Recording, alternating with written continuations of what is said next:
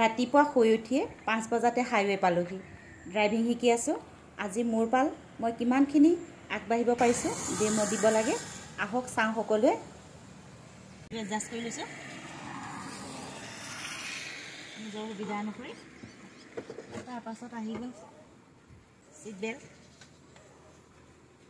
নিজৰ ছেফটিৰ কাৰণে।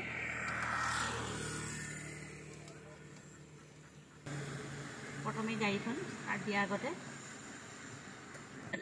নিউট্ৰেল আছে নে চাই ল'ব লাগিব। তাৰপাছত নিউট্ৰেল আছে। এতিয়া মই ষ্টাৰ্ট কৰিছোঁ।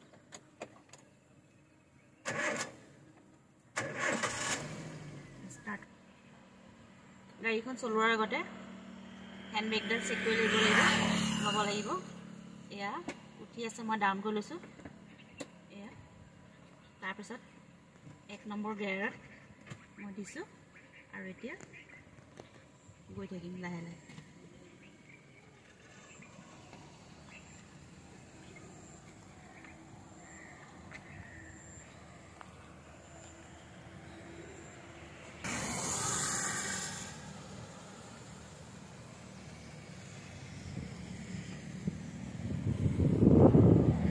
ৰাতিপুৱা হাইৱে ৰাস্তাত গাড়ী মটৰৰ ৰাস্তা কম, ই শিকিবলৈ খুবেই ভাল, এটা নিৰ্জন পৰিৱেশ।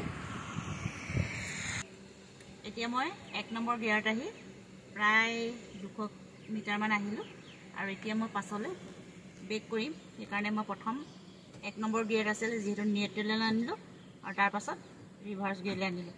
এয়া মই ব্ৰেক হৈ আছোঁ।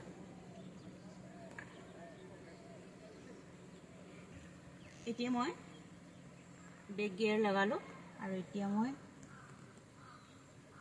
গ্লাছত চাইছোঁ 4 মোৰ 2 কাষে ৰাস্তাটো ক্লিয়াৰ আছেনে। আৰু এতিয়া মই যিহেতু ক্লিয়াৰ আছে, মই এতিয়া যাব পাৰোঁ। পাছলৈ ব্ৰেক কৰি গৈ আছোঁ। এয়া চাওক, এয়া মই অলপ অলপকৈ ক্লাছডাল এৰিছোঁ।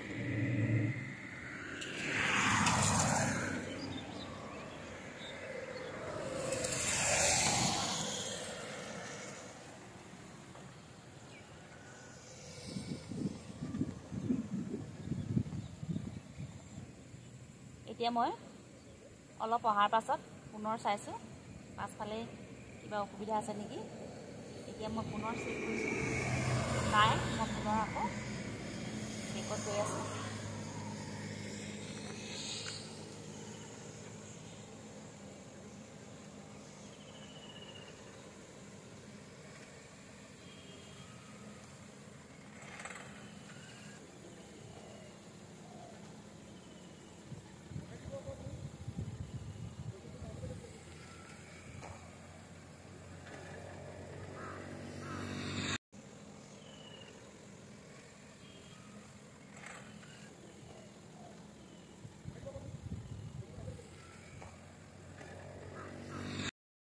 বন্ধু বান্ধৱীসকল, পাৰিছোঁনে?